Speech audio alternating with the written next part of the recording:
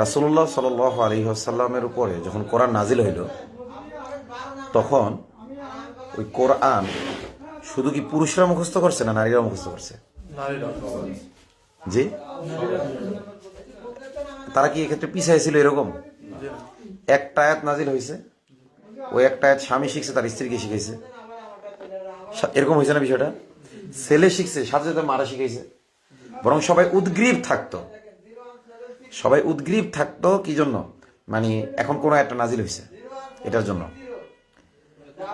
শুধুমাত্র এই কোরআন শেখানোর প্রতি যাতে নারীরা আগ্রহী থাকে, এই কারণেই তাদেরকে মসজিদে আসতে নিষেধ করা হইতো না। কারণ রাসূলুল্লাহ সাল্লাল্লাহু আলাইহি ওয়াসাল্লাম মজলিসে থেকে যে ইমানের হালত, আর এটা বাসায় যতই দিনই পরিবেশ করা হোক, ওই হালত কি তৈরি হওয়া সম্ভব? ধরেন এই যে আজকে একটা প্রোগ্রাম করেছি আমরা, এখানে নারীদের আলাদা বসার ব্যবস্থা করছি, ব্যবস্থা হয়েছে, এখানে বসার ব্যবস্থা করছি।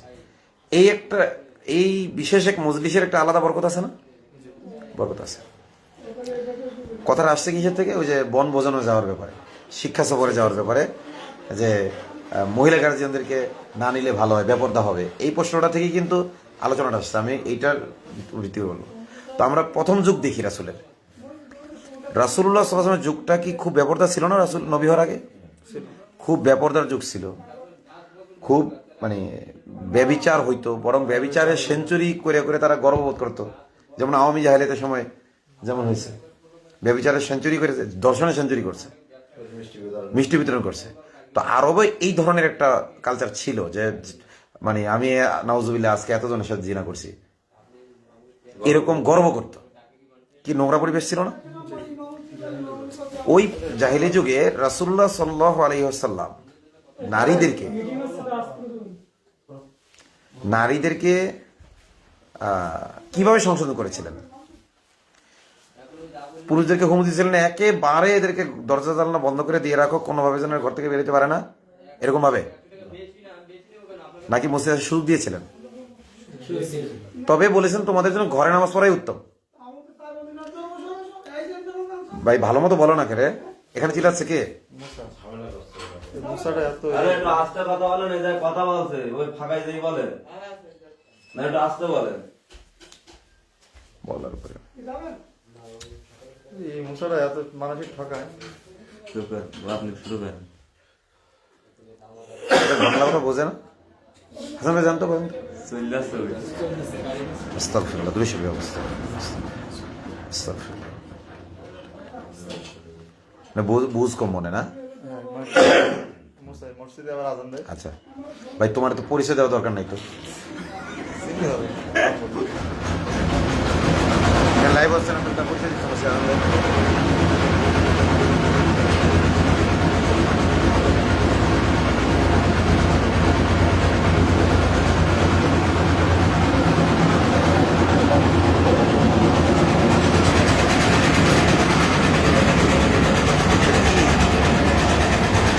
ঢোল এখনই যাওয়ার সময় হইল।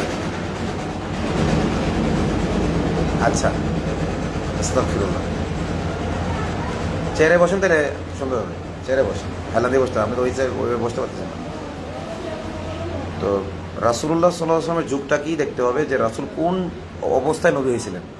প্রথমত প্রচণ্ড অশ্লীলতা ছিল কি ছিল না ওই সমাজে?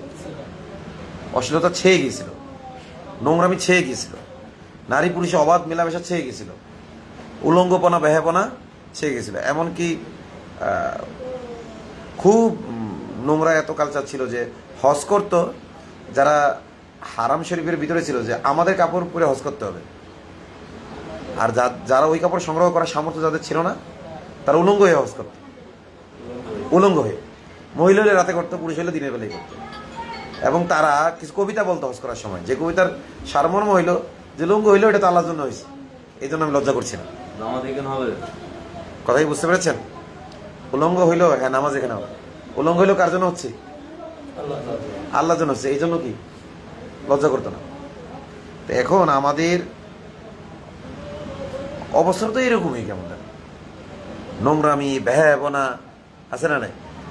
এবং পীরদের দরবারে উলঙ্গপনা সেই রকমের আছে। আল্লাহর জন্য এরা পীরের কাছে ফানা ফির শায়েখ হয়ে গেছে, বেশি হয়েছে, ওই ধরনটা রয়েছে, আছে না? তো সেই রকম একটা সমাজে আমরা আছি। তো এখন আমরা নারীদেরকে বলতেছি কি মসজিদে আসতে পারবে না, তারা ঈদগাহে আসতে পারবে না। নারীরা ইসলামে কিন্তু না না বাজারে যে অশ্লীলতা করতেছে ওই ক্ষেত্রে তো কড়াকড়ি ফটো আছে কিনা, কই করা হয়েছে ওটা নিয়ে কয়েকদিন ঝগড়া হয়েছে এলাকায় সমাজে। আমরা হয়নি, কিন্তু ইসলামে কি ওইরকম মানে এলাকায় ওইটা নেই। না ওটা আপনি মানে এই ক্ষেত্রে বাধা দেওয়াকে যতটা গুরুত্ব দেওয়া হয় ওই ক্ষেত্রে কি ততটা গুরুত্ব দেওয়া হয় কিনা, না না আমি সেটাই বলছি। এই ক্ষেত্রে যতটা গুরুত্ব দেওয়া হয় বাধা দিতে, যে দিনই কাজে মহিলারা আসলে দিনই ঈদে আসলে তখন মানে পর্দাটাকে এমনভাবে উপস্থাপন করা হয়, মানে আমি যেটা বলতে চাচ্ছি অতি কট্টরতা। এর এর ব্যাড ইফেক্ট কি পড়েছে আপনাকে আমি দেখাই, অতি কট্টরতার কারণে। তো আগে রাসূলুল্লাহ সাল্লাল্লাহু আলাইহি ওয়াসাল্লাম মসজিদে আসার অনুমতি দিয়েছিলেন, কিন্তু বলছে স্বামীর অনুমতি ছাড়া আসবে না, আবার স্বামীরে বলছে আসতে চাইলে নিষেধ করবা না। করবা না, এটাই তো। আচ্ছা, এরপরে রাসূলুল্লাহ সাল্লাল্লাহু আলাইহি ওয়াসাল্লামের পরবর্তী যুগগুলোতে এমন পাওয়া যায় মহিলারা আসতো, তবে নিরুৎসাহিত করতো। সবাই কি করতো? মহিলাদের আসতে নিরুৎসাহিত করতো, কিন্তু এত কট্টরভাবে আমরা যে বাধা দিই এভাবে দেয় নেই, এটা হলো নিরুৎসাহিত করো। আচ্ছা, ঈদগাহে মহিলাদেরকে আসা ওয়াজিব করেছিল রাসূল, যে ঈদগাহে মহিলারা আসবেই। তখন আতিয়া রাদিয়াল্লাহু তাআলা আনহা জিজ্ঞেস করলো, ইয়া রাসূলুল্লাহ, মহিলারা এসে কি করবে? তারা মানে না না ভুল বলছে। বলছে যারা হায়েজা মহিলা তারাও আসবে। আমারও না নাবি না আর নুখরিজাল আওয়াতিল ও দাওয়াতিল খুদুর ওয়াল হিয়াজ, যে আমাদের নবী আমাদেরকে আদেশ করেছেন মানে মাসিক বিশিষ্ট মহিলাদেরকে আসতে আদেশ করেছে। আদেশ বললাম না নিষেধ বললাম, আদেশ করেছেন। আসতে পারবে। আসবে, আসতে হবে, ফরজ করেছেন। আমারও না মানে আদেশ করেছেন। আর নুখরিজাল আওয়াতিল, যে সকল মহিলারা একেবারে কুমারী লজ্জাশীলা, ও দাওয়াতিল খুদুর মানে যারা ঘরে একেবারে কোণে থাকে, অল হিয়াজ যাদের মাসিক হয়ে গেছে, ঋতুবতী, এদেরকেও যেন আমরা কি করি? বের করে আনি। আর নুখরিজা, আমারও না নাবিগিউ না, আর নুখরিজা মানে আমাদেরকে আসতে আদেশ করেছেন এটা বলতেছেন না, আমাদেরকে ধরে নিয়ে আসতে আদেশ করেছেন। আর নুখরিজাল আওয়াতিক, আমরা যেন তাদেরকে কি করি? ধরিয়া নিয়ে আসি। ধরিয়া নিয়ে আসি মহিলাদেরকে। মানে কঠোর ভাবে। একটা হলো যে আসতে আদেশ করেছেন, আর একটা হলো কি? ধরে নিয়ে আসতে হবে। নুখরিজা মানে ইখরাজ, মানে বের করো। এখরাজ করা মানে কি করা? বের করা। এখরাজ থেকে আসে নুখরিজা। রাসূল এখরাজ করতে হয়েছে, বের করে নিয়ে আসতে বলছে ঈদগাহে। তখন আমরা জিজ্ঞেস করলাম, ঈদগাহের আরবি হলো মুসল্লা, মানে যেখানে ঈদের নামাজ আদায় করা হয়। তো ওরা তো মুসল্লি হইতে পারবে না, যারা ঋতুবতী তারা কি মুসল্লি হইতে পারবে? ইয়া রাসূলুল্লাহ, ওরা তো নামাজ পড়তে পারবে না, ঋতুবতী, ওরা এসে কি করবে? আমরা নেমে গেলাম। রাসূল বললেন তারা ইমামের বক্তব্য শুনবে। কি করবে? ইমামের বক্তব্য শুনবে। ইমামের বক্তব্য শুনবে এবং কি করবে? ইমানের দোয়ায় আমিন বলবে। মহিলাদের আমিনের দাম অনেক। আপনি ইনকাম করে তাকে হালাল খাওয়ানো ফরজ। কোনো নারী যদি বলে দেয় তুমি আমাকে হালাল ছাড়া খাওয়াইবা না, এরপরে যদি আপনি হারামাইন না খাওয়ান, তার রিজিক কি হবে? হালাল। তার রিজিক হালাল হবে। তাবলিগে এই মশলা খুব চর্চা আছে, তাই না? তার রিজিক কিন্তু হালাল। পুরুষ যদি হারামও ইনকাম করে এবং নারী যদি হারামের উপর কি না থাকে, সন্তুষ্ট না থাকে, কারণ তার দায়িত্ব, তার পাও না, তার কাছে রিজিক কি? ওয়ালাল মাউলুদি লাহু রিজকুহুন্না ওয়া কিসওয়াতুহুন্না, তুমি খাওয়াবা, আমার এই দায়িত্ব নিয়ে বিয়ে করছো। পুরুষের দায়িত্ব খাওয়ানো। হ্যাঁ, তবে নারী বলে দিতে হবে আমি হালাল যদি না পারো আমি সবর করবো, তবে হারামে যেও না। এরপরেও যদি পুরুষ হারামাই না খাওয়ায়, ওই নারীর জন্য এটা কি হয়ে যাবে? হালাল হয়ে যাবে। তো নারীদের আমিনের পাওয়ার আছে এই জন্য, কারণ ইনকাম হালাল, ওদের খাওয়া হালাল। তো রাসূল দুইটা বলেছেন, বক্তব্য শুনবে আর কি করবে? আমিন বলবে। দোয়ায় আমিন বলবে। বেশি করে জুমাগুলোতে মহিলা সাহাবীগণ ব্যবহারে শরীক হইতেন। পুরুষদের কাতার সামনে থাকতো, তারপরে নাবালেগ শিশুদের কাতার, এরপরে মহিলাদের কাতার এবং নাবালেগ মেয়েদের, এভাবেই তো ছিল। আচ্ছা, এখন দেখা যায় অনেক মসজিদে কেমন অবস্থা? আলাদাভাবে ব্যবস্থা, মহিলাদের ব্যবস্থাটা কি পুরো আলাদা। আলাদাভাবে। এরপরে যে আমরা ফুতুয়াবাজি করি, ওখানে আলাদা উযুখানা, আলাদা আলাদা অজুখানা, আলাদা ব্যবস্থা, সবকিছু আলাদা। এরপর আমরা যা কি করি? ওখানে ফতুয়াবাজি করি, এটা হারাম, এটা আসি এই খবিস। তুমি যে রাত 12টা পর্যন্ত মাহফিল মারাইলা, এখানে যে লেখা আছে মহিলাদের বসার জন্য সুব্যবস্থা আছে। ওই মসজিদে যেখানে জুমার আয়োজন করছে ওরা, সেখানে কি এসছে ভালো ব্যবস্থা না খারাপ ব্যবস্থা? ভালো ব্যবস্থা। হ্যাঁ, ভালো। এই যে আমার কেন দেয় নাকি, দেয় নাকি, বাধা দেয় নাকি? আমি শুনতে আসছে মানে বাধা দেয়। ভালো কাজে আসছে। রাত কয়টা পর্যন্ত ছিল? 10টা পর্যন্ত। ওই পাশ দিয়ে যদি কোনো মেয়ে কাপড় উঁচু করে যাইয়া আকাম করে থাকে, কেউ দেখছেন আপনারা? করতেও পারে কিনা? অনেক তো জঙ্গল, এখানে বাধা নেই কেন? তাহলে যেটা হাদিসে আছে না হইতে পারে, তাহলে যেটা হাদিসে বৈধতা দেওয়া আছে, সেটাই বাধা দিচ্ছে। যেটা হাদিসে সরাসরি আছে, মসজিদে আসার ক্ষেত্রে উৎসাহিত করা হয় না, অনুমতি আছে। আর ঈদগাহে আসার ক্ষেত্রে কি বের করে ধরে নিয়ে আসতে হয়েছে? কারণ একজন ইমাম বছরে 2টা খুতবা দেবেন, 2টা বক্তব্য দিবেন, অবশ্যই গুরুত্বপূর্ণ আলোচনা করবেন। যেই বক্তা কিছুই জানে না, উনিও দেখবেন ঈদের দিন চমৎকার কিছু কথা বলে, কারণ সারা বছরের কিছু কথা সে ভালো মতো গুছাই নিয়ে প্রস্তুতি নিয়ে আসে। হ্যাঁ, তাহলে ঈদগাহে আসার আসলে জরুরি করেছেন, আর মসজিদে আসার কি দিয়েছিলেন? অনুমতি দিয়েছিলেন। তাহলে সেইটাকে আমরা ফিতনার আশঙ্কায় বন্ধ করে দিলাম। ফিতনার আশঙ্কাটা কি দিলাম? বন্ধ করে দিলাম। ভালো। তাহলে তুমি যারা 12টা পর্যন্ত মাহফিল মারাও, এই মাহফিলের পোস্টারে যে লেখা আছে মহিলাদের বসার সুব্যবস্থা, কেন ফতোয়া মারো না যে না মহিলাদের বসার ব্যবস্থা করলে আমি যাবো না? তুমি কেন তদন্তের লোক পাঠাও না যে বসার ব্যবস্থাটা কেমন করছে? মহিলাদের বসার ব্যবস্থা যেখানে যেখানে করে, কয় জায়গায় মহিলাদের জন্য ঠিকমতো অজুখানা থাকে বলেন? কয়টা মাহফিলে অজুখানা থাকে? এই মহিলাগুলোর নামাজের কি অবস্থা? আমাদের চাইতে ওরা তো অজু ধরে রাখার ক্ষেত্রে আরো দুর্বল। হ্যাঁ, তোমরা যে আসর থেকে নিয়ে একেবারে কোন পর্যন্ত, আরে রাত 12টা পর্যন্ত, আমরা না 10টার সময় মাহফিল শেষ করে দিই। বেশিরভাগ জায়গায় কি হয়, এই যে আসর থেকে নিয়ে রাত 12টা পর্যন্ত ওদের অজুর অবস্থা কি, ওদের নামাজের অবস্থা কি, কোনো খেয়াল রাখা হয়? যেই বক্তাগুলো মহিলাদেরকে ঈদগাহে আসার ব্যাপারে হারাম ফতোয়া দেয়, এটা কেন বলতেছে? এই যে আপনাদের এই যে মাটি কুমড়ায় ঈদের নামাজ হলো, ভাই আমি কিছু জানি না, কিন্তু পরে শুনতেছি ফতুয়া দিচ্ছে ওই ইমামের পিছনে নামাজ হবে না। কেন? উনি হারাম কাজ করছে। কেন? মহিলাদেরও ইমামতি করেছে। পরে আমাকে ওনারা নিয়ে গেল, আমি দেখলাম যে একেবারে আলাদা বাউন্ডারি, এই পাশে পুরুষ এই পাশে কি নারী, গেটও আলাদা, সব আলাদা, দেখা সাক্ষাৎ কোনো কি নেই, সুযোগও নেই। এটা হারাম কেন বলবো? আমি পরিবেশ করতে পারতেছি না, নারীদেরকে দিন শেখার পরিবেশ করে দিতে পারতেছি না, তাদেরকে ইবাদতের জজবা পয়দা হয় এমন পরিবেশ করে, এটা আমার কি, এটা আমার ব্যর্থতা আর ফিতনা মুক্ত। কিন্তু কেউ যদি পারে, ওটা কি হারাম হবে? বিষয়টা কি বোঝা গেছে? যে মহিলারা আসলে ফিতনা হবে, তাইলে তো মাহফিলেও মহিলাদেরকে নিষেধ করতাম। নিষেধ করা হচ্ছে। তাইলে এই যেই মৌলবীর এই যুক্তিতে দেয়, তারা কি তাদের যুক্তিতে সত্যবাদী না মিথ্যাবাদী? এই বাহাসে কিন্তু তারপরে আসে নাই মৌলবীরা। আমি কেন আসেন এটাও গ্রহ করছি। যশোর দেয়াল থেকে পোস্টার তোলাই আনছি, পোস্টার উঠিয়ে নিয়েছে যে আপনি যে এই মাহফিলগুলো করেছেন, এখানে লেখা ছিল মহিলাদের বসার সুব্যবস্থা আছে, তা আপনি এই মাহফিলগুলো করেছেন, এটা যেই দলিল আমারও সেই দলিল। আপনার রাত 12টা পর্যন্ত মহিলা নিয়ে মাহফিল করতে পারলে এটা দলিল কি বলেন? আপনারা দেখবেন মাহফিলটা যখন ছুটি হয়, নারী পুরুষ কিভাবে যায় একসাথে, ভেঙে যাচ্ছে। ভেঙে চলে যাচ্ছে না? অথচ ওই কেশবপুরে এক জায়গায় মহিলাদের জামাত হইতো, আমি নিজে যাই দেখছি ভাই, এত চমৎকার এলাকা, পুরো এলাকা পর্দাশীল, আবার মহিলারা আসতেছে নামাজে, তবে নিয়ম হলে পুরুষরা আগে ঢুকে যাবে, মহিলারা হলো নিয়ম টাইম দেওয়া আছে, এতটা থেকে এতটা পুরুষ ঢুকবে, এরপরে কি মহিলারা আসবে, এবং মহিলারা যাবে আগে, পুরুষ আসবে কি পরে। তারা যথেষ্ট চেষ্টা করতেছে। আজ পর্যন্ত কোনো মসজিদে ব্যভিচারের ঘটনা ঘটছে যে এই নামাজ পড়তে গিয়ে নারী পুরুষ ব্যভিচার করছে?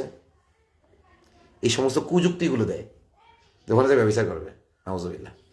আজ পর্যন্ত, আচ্ছা তারপরও 5 ওয়াক্ত নামাজের ব্যাপারে হইতে পারে নিষেধাজ্ঞা, ঈদের নামাজের ব্যাপারে উজ্জ্বল দিবালোকে হবে, খোলা মাঠে হবে, সবাই পর্দা করে আসবে, এখানে কিভাবে ঝামেলাটা হবে?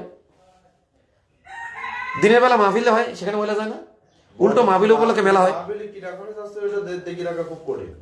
হ্যাঁ, মাহফিলেটা দেখে রাখা কঠিন। আসলে মাহফিলে যাচ্ছে না, কোথায় যাচ্ছে? কিন্তু ঈদের দিন সবাই যার যার মতো উপস্থিত থাকে, নারী স্বামী তার স্ত্রীকে সাথে নিয়ে আসবে, তাহলে কি হইতো? তাদের একটা ঈদের একটা বিনোদনও পেয়ে যেত, ঈদের আনন্দটা তারা পেয়ে যেত। এখন কি করে? ঈদের দিন সকালবেলা রান্না করা পারা করে, বিকাল থেকে নিয়ে সারা রাত পর্যন্ত স্টার বাংলা, জি বাংলা, স্টার জলসা এগুলো দেখে, কারণ ওরা তো ঈদের ইবাদত পায় নাই। ফুলবাগান টাকা ঘুরতে যাবে, কারণ আপনি যদি ওরা ঈদগাহে নিয়ে যাইতেন, ও তো ওতেই ক্লান্ত হয়ে যেত, ওর বিকালবেলা ভুলো গেছে না, এমনি খুব ক্লান্ত হয়ে গেছে, ওই রোজার ঈদে আপনার খাইয়া যাইতো আর কুরবানি না খাইয়া যাইতো, কি বলেন? আর সেমনি ব্যস্ততা, ও এমনি ক্লান্ত হয়ে যেত। এখন আপনি ইবাদত থেকে দূরে রাখায় ও এখন এই যে দেখেন ঈদ, প্রত্যেকটা ঈদের দিনে কি হয় এখানে, ঈদ উপলক্ষে যায় না মেয়েরা, আগাম গম করে না, এই যে আপনাদের পানি সারায়। তাইলে এখন আপনি যখন কাজ দেবেন না তখন তো অকাজ করবে। অলস মস্ত এবার সাহাবী যুগের পর্দা বলি, কোরআন আল্লাহ আয়াত নাজিল করছে যে তারা পর্দার ভিতর থেকে কথা বলবে, কমল কণ্ঠে কথা বলবে না। সাহাবী রাসূলের মজলিসে রাসূল সাল্লাল্লাহু আলাইহি ওয়াসাল্লামকে প্রশ্ন করেছে, ইয়া রাসূলুল্লাহ এই বিষয়ের উত্তর দেন। তো যে মহিলা প্রশ্ন করেছে ওই সাহাবী তার চেহারা বর্ণনা বদল দিয়ে দিচ্ছেন মহিলাটা দেখতে কেমন ছিল। তাহলে এখানে আবার বোঝা গেল কি? হ্যাঁ, অবশ্যই ওইটাই জরুরি পর্দা। এখন কোন বড় হুজুর মহিলাদের সাথে কথা কয় না? তার এই যে আমি যে এখানে বইছি, বাচ্চা ভর্তি করতে আসে না, সব তো মারাই কথা বলা লাগে না? তো বাজারে যখন মহিলারা যায়, এই যে আজকে পুরুষ গার্জিয়ান হয়েছে অল্প কয়জন, 40-50 জন, সব মহিলা গার্জিয়ান হয়েছে, পুরুষদের আসার সময় নেই। বাজারে মহিলারা যে বাজার করতেছে, এখানে যেমন মাসালা কি চোখ হেফাজত করে বেচা কেনা করবে, এখানেও তাই। শোনেন, এই ব্যবস্থা যদি থাকতো মহিলা মাদ্রাসার প্রয়োজন হতো না। সবচেয়ে বেশি আকাম কুকাম হয় মহিলা মাদ্রাসায়। বর্তমানে দিনের নামে আবাসিক যে মহিলা মাদ্রাসাগুলো থাকে, যদি এই অনাবাসিক দিন শেখার কি থাকতো, ব্যবস্থা ঠিক সিস্টেম থাকতো। এই যে আমার এক তাবলিগি ভাই আছে, মাস্তুরাতে জামাতের ব্যাপারে ফতোয়া, তো বাইরে সে তো দিন শিখাইতে নিয়ে যাচ্ছে, দিনই পরিবেশে নিয়ে যাচ্ছে। আজ পর্যন্ত মাস্তুরাতে জামাতে যে ব্যভিচার ঘটছে এরকম আছে ঘটনা?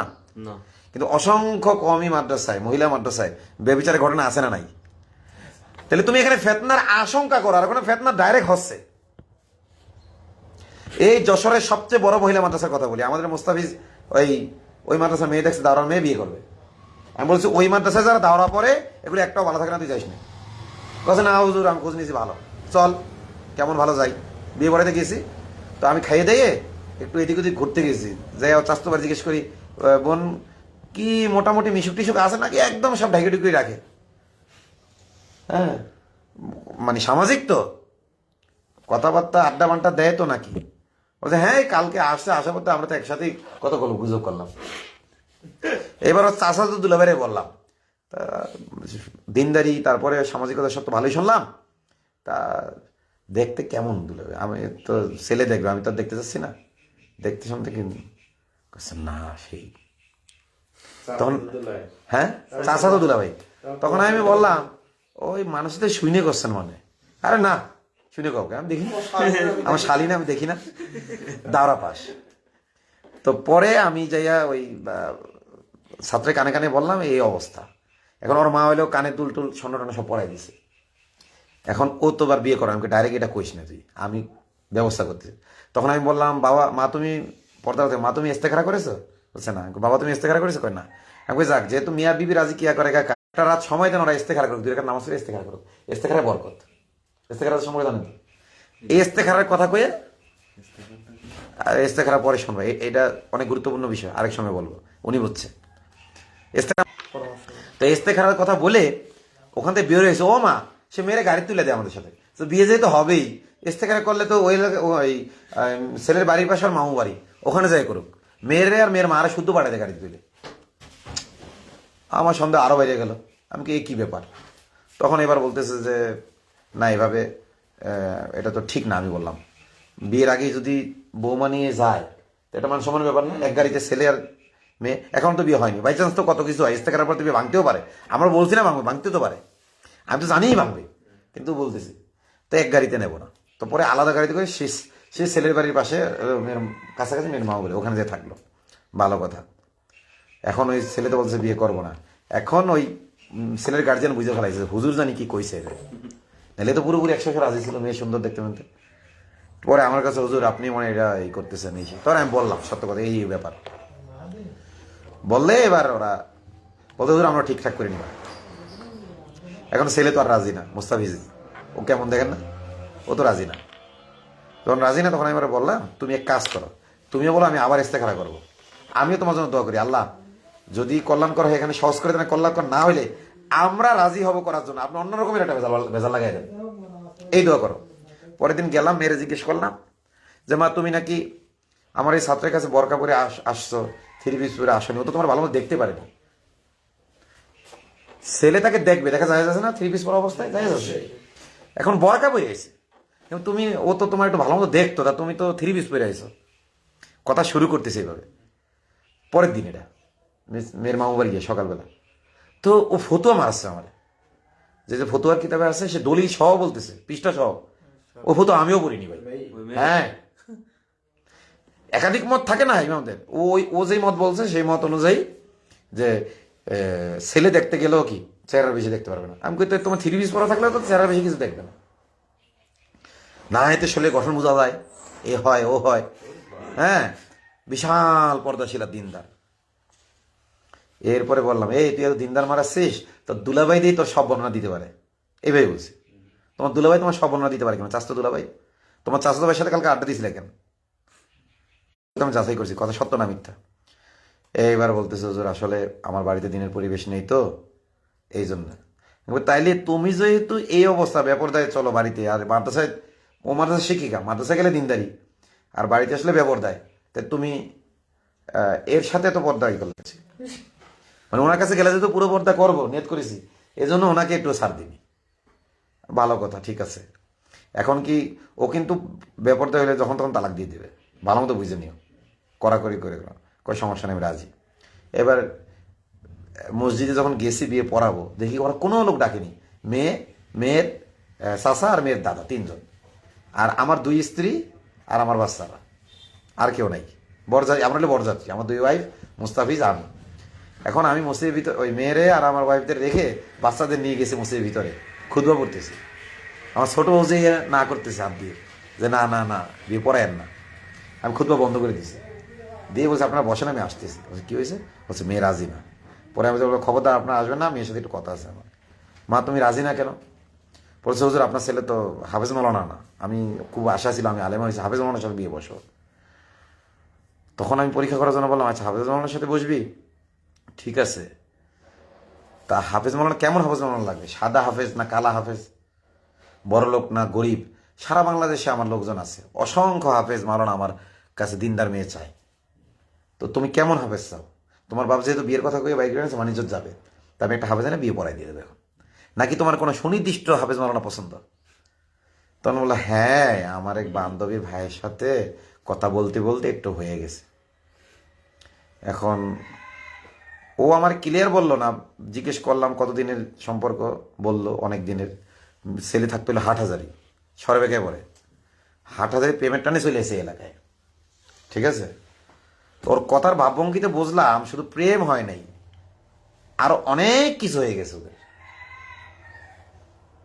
কথা কি বুঝতে পারছেন? শুধু এই যে একটা যে মোবাইলের প্রেম প্রেম ওই না, মানে হা করলেই তো বোঝায় যায় হাটে যাবে না, হাট খোলায় হালুয়া খাবে। কথা বলছেন না? এখন হয়তো ওই ছেলেও তাকে ব্ল্যাকমেল করেছে যে অন্য কোথাও গেলে খবর আছে, আমার কাছে সব আছে, এমন একটা, মানে ও বিপদে আছে মেয়ে। তো সব আমার ক্লিয়ার বলে নাই, আমি ওর ওখান থেকে যা বোঝার বুঝে নিছি। তখন আমি বললাম, কানের স্বর্ণগুলো কি আছে এখনো? নাক ফুল, কানের দুল আর কি কি দিছে আছে? বলছে আছে। আমি সব তাড়াতাড়ি বের কর। তো বরকার ভিতরেই হাত দিয়ে তাড়াতাড়ি, মানে এত দ্রুত বের করে ফেললো, ও মেয়ে পর্দাশীল আমার কাছে মনে হইলো না, ঠিক আছে। তো নাক নাক ফুল, কানের দুল এগুলো সব বের করে আমার হাতে দিলাম, আমি পকেটে নিলাম, নিয়ে সেই ছেলের নাম্বার নিলাম, একদম নাম্বার মুখস্থ নাম্বার নিলাম। এবার মেয়ের বাপের ডেকে বললাম, মেয়েটা তো রাজি না, এই ছেলে পছন্দ না, ওর যেই ছেলে পছন্দ তার সাথে দিয়ে দেন কাজ, বলে চলে এলাম।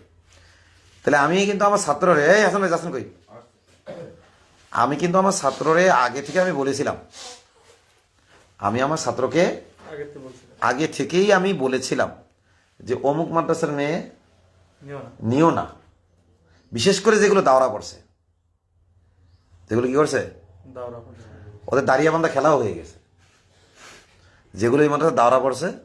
আরে হাসো কেন? সমকামিতা রাখ না, মানে পুরুষের সাথে প্রেম প্রীতি এগুলো তো, মানে ক্লাসে 15 জন ছাত্রী তো 15 জনই সমকামী, মানে ভালো 2 জন গেলেও তো ওখানে কি হয়ে যাবে, খারাপ হয়ে যাবে। 1 জন 2 জন করে তো এটা হয়। নাগেশ্বরী একটা কেস আমরা ডিল করছি কিছুদিন আগে, সেখানে এক মহিলা তালিম করে, তালিমে গিয়ে সে সমকামী পার্টনার তৈরি করে। আবার এগুলো মহিলারা বরকার তলে তলে করতেছে, কথাই বুঝতে পারছেন? তো এখন এই যে কি বলছিলাম যে এই মাদ্রাসা, সে কিন্তু অনেক বড় মাদ্রাসা, এই যশোরের সবচেয়ে বড় মহিলা মাদ্রাসা, তার কথা বলতেছি আমি।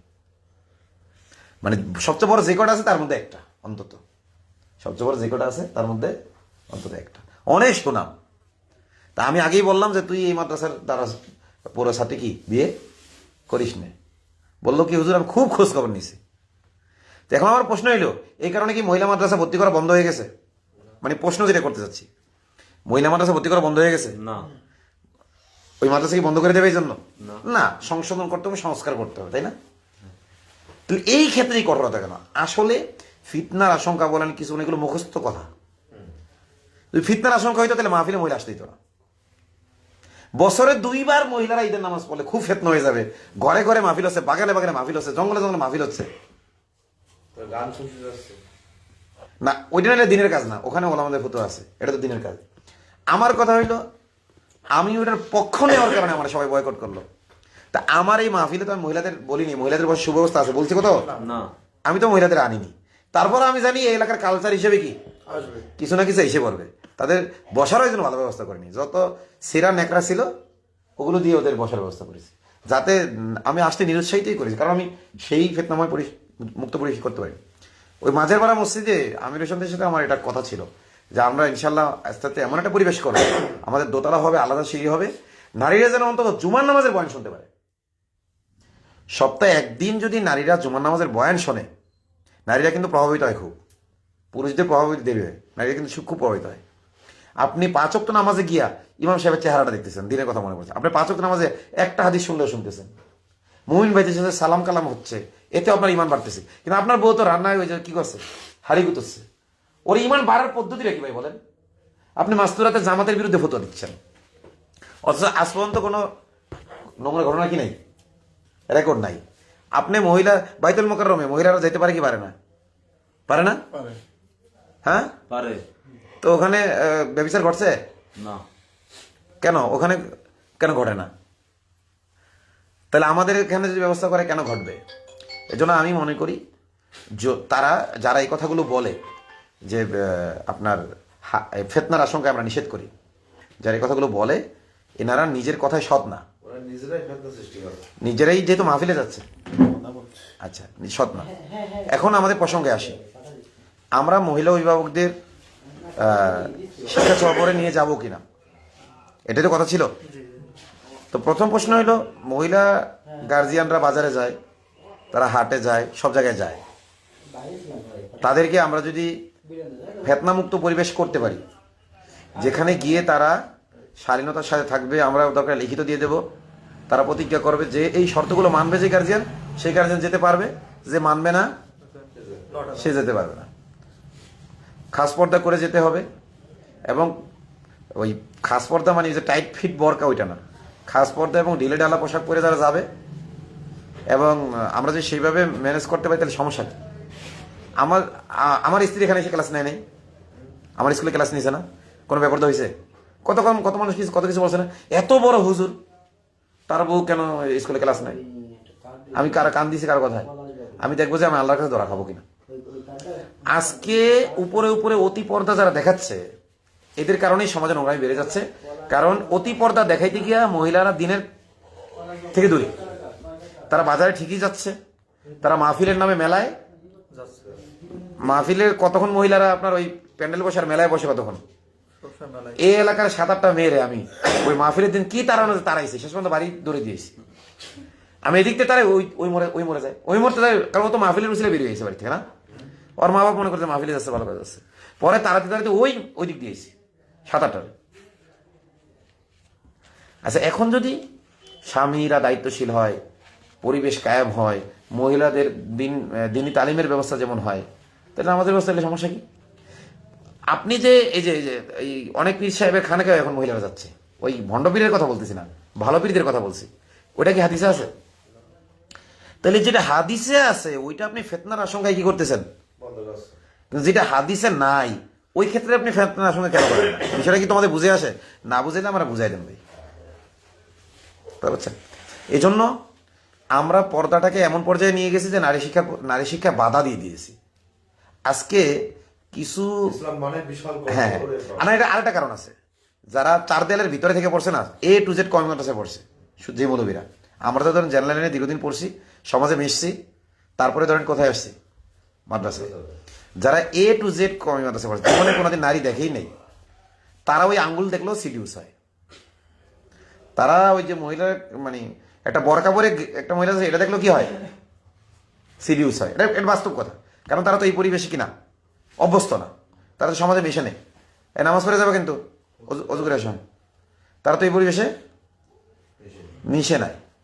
তো যারা নবীগণ কিন্তু সামাজিক ছিলেন, মানে সমাজমুখী ছিলেন, সমাজের পালস বুঝতেন তারা। আপনি এই যে মহিলাদের সাথে যখন কথা বলেন সাধারণ, সবসময় কি খালি প্রলুব্ধ হন নারীর প্রতি? হ্যাঁ, বাস্তব কথা বলো তো, প্রলুব্ধ হও? আমি আমার কথা বলি, আমি যখন একেবারে মাদ্রাসা চার দেওয়ালের ভিতরে ছিলাম, আমি তো জেনারেল লাইন থেকে আইসি। প্রথম যখন কি মাদ্রাসায় ছিলাম, মানে মাদ্রাসাতে ফারেক হয়েছি কেবল, ওই সময় আমার অবস্থাটা এমন ছিল, কারণ একাধারে তো অনেক বছর কি গরু বান্ধা ছিল, সমাজে মিশি নেই। কিন্তু পরবর্তীতে দাওয়াতি কাজ করতে করতে, মানে আগে আমারও এমন হইতো, বরকা পরে একজন যাচ্ছে তাইলেও কি হইতো, মনের ভিতরে কি হইতো, ফেতনা সৃষ্টি হইতো। কিন্তু এখন আর হয় না। এখন আমাদের অনেক আলেমরা আছে ওই যে নিজের উপরে পুরো সমাজের পুরুষদেরকে কিয়াস করে। হ্যাঁ, এটা এখন এটা কোনো দোষও না, কিন্তু দোষী বলতেছি কাদেরকে? আমি একটা শ্রেণীকে দোষী বলছি, যারা আসলেই ফিতনার আশঙ্কায় মহিলাদের ঈদগাহ আসতে দেয় না, মহিলাদের মসজিদেও আসতে দেয় না, মহিলাদের মাহফিলও যেতে দেয় না, তাদের ব্যাপারে আমার আপত্তি নেই। আপত্তি তাদের ব্যাপারে যারা রাত 12টা পর্যন্ত মাহফিল ঠিকই করতেছে ফিতনার কথা বইলা, কিন্তু ঈদের নামাজে গেলে মহিলাদের সমস্যা, জুমার বয়ান শুনতে গেলে মহিলাদের কি সমস্যা। অথচ জুমার সময় তো দিনের বেলা, এখানে ফিতনার কোনো আশঙ্কা আছে? যদি থাকতো, আজ পর্যন্ত স্বর্ণযুগ থেকে নিয়ে এই পর্যন্ত একটা ঘটনা দেখান তো, যে কোনো মসজিদে নামাজের কারণে ব্যভিচারের ঘটনা ঘটছে, এরকম আপনাদের জানা আছে? জানা নেই তো, আমারও জানা নেই, আমি বন্ধু জানি না। বাংলাদেশের বিভিন্ন জায়গায় মহিলার মসজিদে আসে জুমা আদায় করে, আমার জানা মতে কোথাও কি ঘটনা নাই। কিন্তু এমন অসংখ্য মহিলা মাদ্রাসা আছে যেখানে নিয়মিত ব্যভিচার হয়, বরং এটাকে বলা যায় যে কি, মানে মাদ্রাসা নামে একটা পতিতালয়, এমন মাদ্রাসা আছে। মসজিদের মহিলাদের নাকি জামাতে নামাজ পড়ার নিয়ম নেই, এটা সঠিক? একটা হলো মহিলাদের ইমামতিতে মহিলাদের নামাজ, এটার ব্যাপারে আপত্তি আছে। মহিলারা ইমাম আলাদা পড়তে পারবে, আলাদা মহিলার ইমাম হতে পারবে কিনা এটা দ্বিমত আছে, ঠিক আছে। আমাদের হানাফি মাযহাব পড়তে হয়, পড়তে পারবে। পুরুষের পিছনে নামাজ পড়তে পারবে, এ নিয়ে কোনো মাযহাবে দ্বিমত নেই। আমার স্ত্রী আমার কিছু করে না, আমি যদি জামাত ফেল করি, আমি তো আমার স্ত্রীদেরকে নিয়ে নামাজ পড়ি, নফল নামাজ আমার স্ত্রীকে নিয়ে পড়ি, অনেক সময় তাহাজ্জুদ স্ত্রীদের নিয়ে পড়ি। মহিলাদের নামাজ মহিলাদের পিছনে, মানে মহিলাদের ইমামতি জায়েজ আছে কিনা এটা নিয়ে ইখতিলাফ আছে, কিন্তু পুরুষের পিছনে মহিলা নামাজ হবে কিনা এটা নিয়ে কোনো ধরনের কি নাই। আচ্ছা, মাঝে মাঝে দেখবেন কিছু কিছু জায়গায় তারাবির আমল হয়, এটার ভিত্তিতে ফতুয়া দেয়, এটা হারাম বলে না? তাহলে তারাবি পড়া যদি হারাম হয়, কোরআন শোনা যদি হারাম হয়, তাহলে তুই যে মাহফিল করস মহিলাদের, এটা কেমনে হালাল হয়? ওইখানেও কিন্তু ইমাম একজন থাকে, ওই যে বাঁকড়া বাজারে ওখানে একটা ছাদ ছিল, ওই ছাদে একজন ইমাম আসতো, উনি আলাদা সিঁড়ি দিয়ে আসতেন, মহিলার পিছনে আসতো না, নামাজ পড়ে বেরোন, শেষ করে দিচ্ছে। তো যাই হোক, আল্লাহ তাআলা আমাদের বোঝার তৌফিক দান করুক। এখন বলো ওই মহিলাদেরকে, তাহলে আমরা ওই নামাজ পড়ে বা পরামর্শটা পরে করি, ওই মহিলাদের যাবে কি যাবে না। যাই হোক, তাহলে আমি কেন বললাম কথাটা বুঝছেন? মানে মহিলাদেরকে আমরা শিক্ষা সফরে নেই না এটা পরের কথা, কিন্তু মানে আমাদের মেন্টালিটিটা কি হয়ে গেছে, মানে একেবারেই এরা হইলো ওই বস্তাবন্দি থাকবে, প্যাকেটিং থাকবে। আজকে ওই যে আমার স্ত্রী যেরকম পর্দা করবে, একজন সাধারণ মানুষের স্ত্রী ওইরকম পর্দা করা লাগবে না।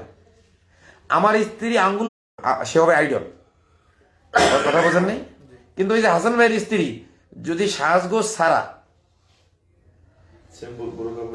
সিম্পল বোরকা পরে আসে, সমস্যা নেই। কিন্তু বর্তমানে চেহারা খোলা জায়েজ যে সকল আলেমরা ফতোয়া দিয়েছে, বিশেষ ক্ষেত্রে একান্ত বিশেষ প্রয়োজন, একেবারে সমাজের নিম্ন শ্রেণীর লোক, তার দিকে কেউ ফিরেও তাকাবে না, এরকম আছে না অনেকে। এই যে কিছু মহিলা আছে না, ব্যবহার যাচ্ছে, কাপড় খুলতে খুলতে পড়ে যাচ্ছে, ওকে বেশি তাকাচ্ছেও না। তো ওই ধরনের মহিলাদের পর্দা ধরেন, ওই চেহারা যদি এরা বাইর করে সমস্যা নেই, কারণ ওরা সাজগোজ করে না, সারাদিন ময়লা মাটি মেখে থাকে প্রতি সময়। কিন্তু সম্ভ্রান্ত একজনের স্ত্রী, একজন আলেমের স্ত্রী বা সমাজপতির স্ত্রী, এমপি সাহেবের স্ত্রী, এদের জন্য কি পর্দার ক্ষেত্রে কড়াকড়ি করতে হবে, কারণ এরা হবে কি অন্যদের মডেল, এবং এদের দিকে মানুষ তাকাবে। যাই হোক, আল্লাহ তাআলা আমাদের বোঝার তৌফিক দান করুক। আল্লাহ তালা আমাদের ক্ষমা করুক এবং আমাদের আলেম সমাজকে যে কথাগুলো বললাম এগুলো মানে খুব মনের ব্যথা থেকে এগুলো বলছি। আল্লাহ তালা আমাকেও ক্ষমা করেন, সবাই ক্ষমা। আসসালামু আলাইকুম।